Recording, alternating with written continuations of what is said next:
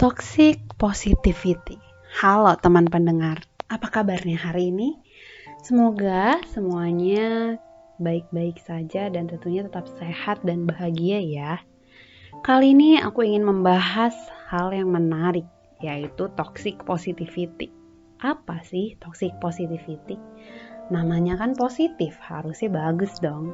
Well, mungkin itu yang akan teman-teman pikirkan saat pertama kali dengar istilah ini. Aku tahu kata positif selalu berkonotasi baik. Aku paham tidak ada manusia yang mau terlihat negatif, tidak ada manusia yang mau terlihat buruk, bahkan tidak baik-baik saja. Contohnya bisa kita lihat di sosial media. Kita bisa lihat semua orang berbondong-bondong untuk menunjukkan sisi positif dan sisi bahagia dalam hidupnya. Semasa kecil kita juga sudah terbiasa menjawab kata baik dan nggak apa-apa saat ada pertanyaan tentang kabar dan juga perasaan yang sedang kita rasakan. Mengapa kita tidak ingin orang lain melihat emosi dan perasaan negatif yang sedang kita rasakan? Dan mengapa pendapat dan validasi orang lain sangat kita prioritaskan dibanding emosi jujur yang kita rasakan? Teman, saat kita berpura-pura merasa baik, padahal sejujurnya tidak, kita telah menjadi orang pertama yang membungkam diri kita sendiri. Orang pertama yang tidak memvalidasi, tidak mengakui emosi dan perasaan yang kita sendiri rasakan. Hal itu semata-mata kita lakukan karena tidak ingin terlihat lemah di hadapan orang lain. Menangis misalnya.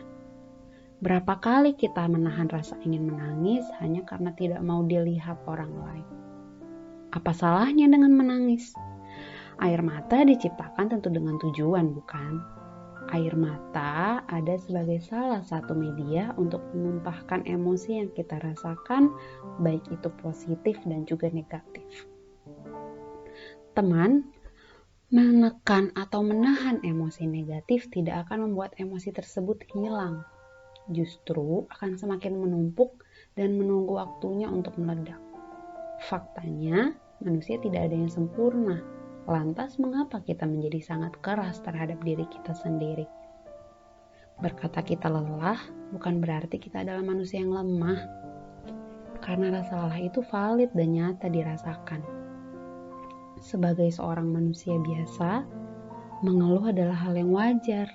Namun, bukan berarti kita menjadi diam dan tidak berdaya. Ketika kita ingin menerima dan memvalidasi emosi yang dirasakan, ada beberapa pertanyaan yang bisa kita jawab. Emosi apa yang sedang dirasakan? Apakah sedih, marah, atau kecewa? Kemudian, apa penyebab kamu merasakan emosi itu? Karena dibohongi? Mungkin karena mendapat perlakuan yang tidak baik? Atau karena merasa tidak dihargai? Nah, pertanyaan terakhir adalah apa yang sekarang kamu butuhkan untuk merasa lebih baik? Butuh didengar? Butuh bantuan untuk diantar pulang? Atau butuh bantuan untuk ditemani? Hal ini bisa diaplikasikan untuk diri sendiri maupun saat kita menjadi pendengar untuk teman kita yang sedang bercerita tentang masalahnya. Hal tersebut juga bisa dilakukan saat kita memvalidasi emosi positif, saat merasa bersyukur, senang, dan bangga. Tapi, kalau teman-teman sadar, memvalidasi emosi positif sudah sangat sering kita lakukan ya. Kita akan sangat semangat dan senang dalam menceritakannya. Lantas, mengapa untuk emosi negatif kita justru malu dan menolaknya? Toxic positivity terjadi ketika kita berlebihan menjadi seorang yang positif. Menjadi positif memang baik, tapi apapun yang berlebihan tentu tidak baik, bukan?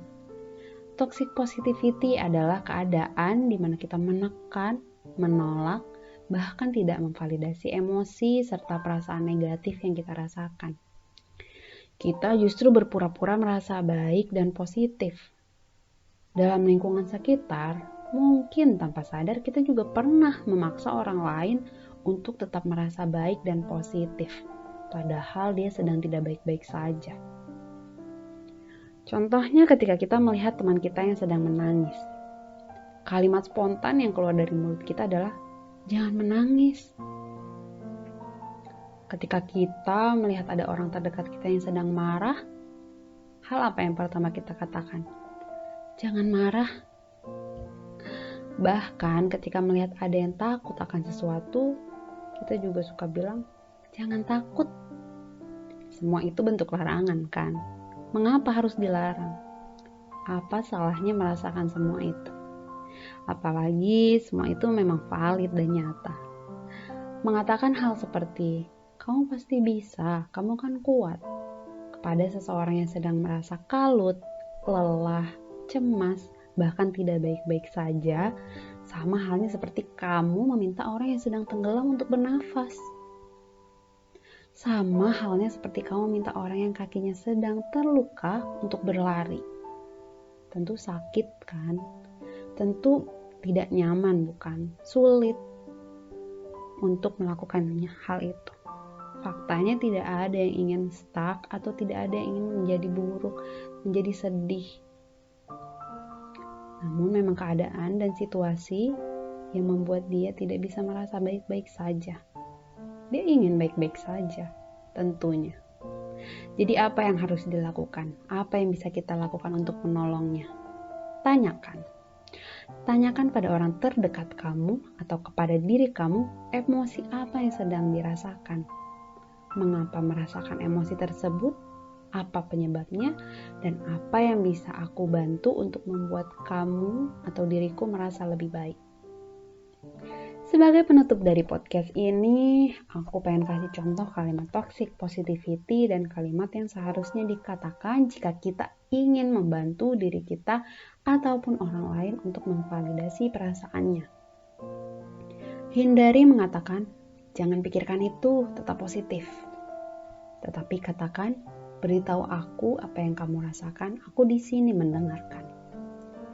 Hindari mengatakan, jangan khawatir, berbahagialah. Tetapi katakan, aku melihat kamu sedang tidak baik-baik saja.